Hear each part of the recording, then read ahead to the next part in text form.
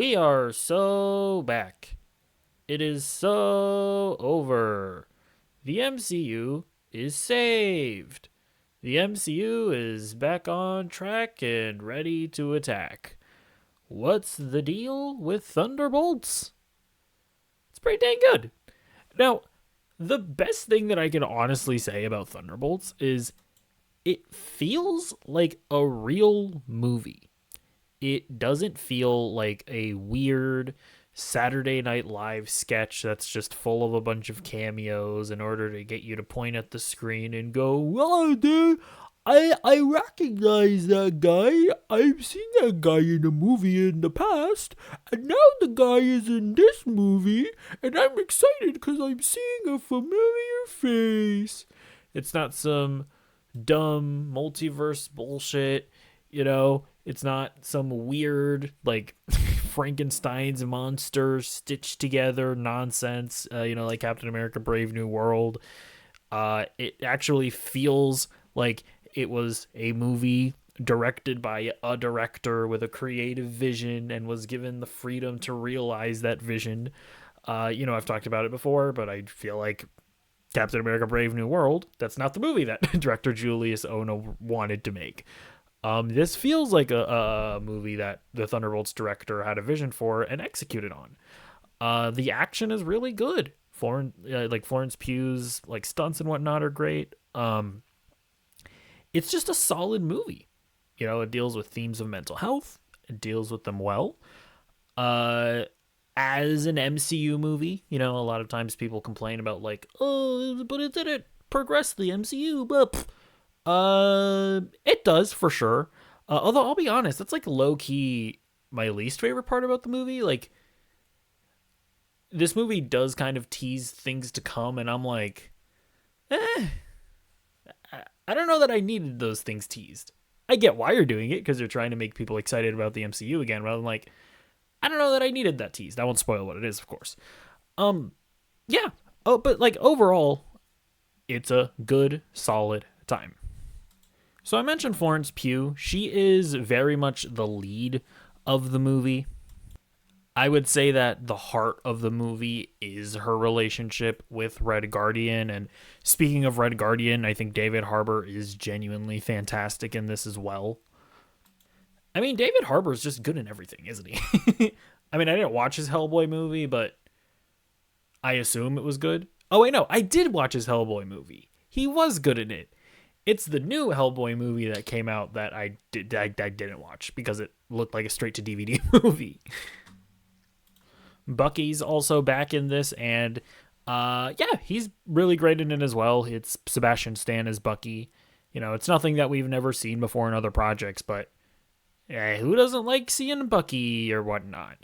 It's kind of interesting because he's like low-key like the most stable person in the group. He very much went through his character development in Falcon and the Winter Soldier, and so he's here. He's like in control of himself, and he's more or less like the leader, I guess, of the Thunderbolts. I think you could say. We also see the return of John Walker, who I thought was a fantastic character actually in Falcon and the Winter Soldier. John Walker's also always an interesting character to me because it feels like a lot of people that don't like Falcon and the Winter Soldier, one of their criticisms of it is they try to make you dislike John Walker, but he's actually a really sympathetic villain, and like he didn't necessarily do anything like that makes him evil. He was kind of just operating on behest of the US government, and it's like, okay, like, him killing that terrorist guy, I mean, that's kind of morally ambiguous, isn't it? And they like have sympathy for John Walker, and they think that they're like outsmarting the show, even though that's obviously the point of the character. But anyways, we're not here to litigate Falcon and the Winter Soldier. Yeah, he's great in this as well. Maybe would have seen a little bit more of him, emotionally and dramatically. In some ways, I think you could maybe argue that he's comedic relief in some senses, but that's honestly a minor criticism because you definitely do get some dramatic and emotional scenes with him, and I think that his name is Wyatt Russell, right? He's actually Kurt Russell's son. He's great, and yeah, I really like his dynamic with everybody else. We also see the return of Ghost, who we actually haven't seen since Ant-Man and the Wasp Quantumania. No, not Quantumania, just Ant-Man and the Wasp. I have good memory. Yes, I do. Uh, but yeah, she's good in the movie for sure. Like, I really like the actress that plays her. She's given more to do in this than in Ant-Man and the Wasp. That being said, she is honestly more so than John Walker, where like I would have liked to have seen a little more from her character, a little more emotional weight to her story, but she's still really fun in the movie. Like I like her, you know. No, I guess to say, sort of segue off of that. Oh wait, actually, one more character I should mention. We also get Valentina in this. Now, Valentina is a character who they've been kind of trying to prop up as like an evil Nick Fury type character, but she's never really been nearly as good as I think they want us to think that the character is. This is definitely the best and most interesting that Valentina has been. I think, you know, Julia Louis-Dreyfus is given the most to do here in this movie, and yeah, I mean, she's just a straight up major presence in the film. Now, by far the most unique part about this movie is the villain, and sort of what the villain is about and what they're doing. And I don't really feel like spoiling it because I didn't necessarily know the nature of it before going into the movie, and I actually really liked it. You know, it makes for a unique ending, I will say, to a comic book movie. It sort of goes in an interesting direction where I was like, huh, well, this is what we're doing, okay? I see what we're doing here. And I thought it was cool. But yeah, overall, it's just a real movie.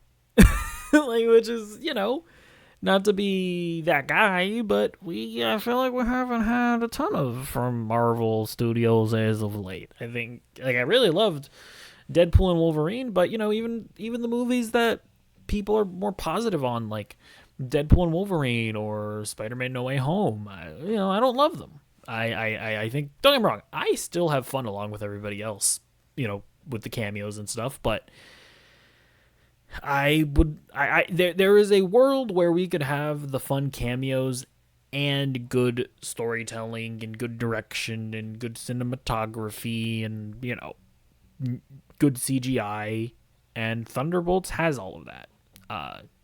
Well, minus the big cameos.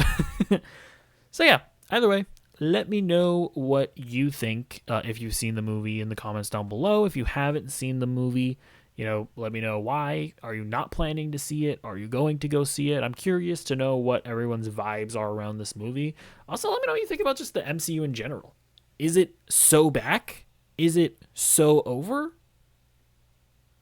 To be honest, the only thing that's going to save the MCU is just a consistent string of quality projects. So, I mean, look, if the MCU will be back if Thunderbolts being like an overwhelming win for them, at least in terms of quality.